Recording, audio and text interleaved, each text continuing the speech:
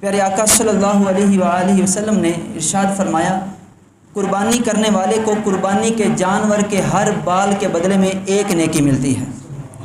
صحابہ کرام نے عرض کی، یا رسول اللہ اون کے بارے میں کیا حکم ہے؟ تو پیارے آقا صلی اللہ علیہ وآلہ وسلم نے فرمایا، اون کے بارے میں بھی یہی حکم ہے کہ اون کے ہر بال کے بدلے میں اللہ پاک ایک ایک نیکی عطا فرماتا ہے۔ دوسری حدیث پاک پیارے آقا صلی اللہ علیہ وآلہ وسلم نے ارشاد فرمایا، جس شخص نے خوش دلی سے ثواب کی خاطر قربانی کی، وہ قربانی کا جانور جہنم کی آگ سے اس قربانی والے کو بچائے گا جو قربانی کر رہا ہے۔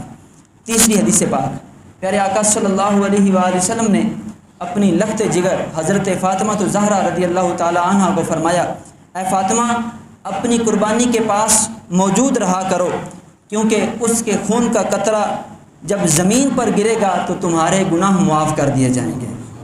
چوتھی حدیث پاک پیارے آقا صلی اللہ علیہ وآلہ وسلم نے فرمایا، قربانی کا جانور بروز قیامت قربانی کرنے والے کے لیے سواری بنے گا۔ قربانی کرنے والا اس قربانی کے جانور کے اوپر سوار ہوگا اور یہ قربانی کا جانور اس قربانی والے کو، قربانی کرنے والے کو پل صراط سے بآسانی گزار دے گا۔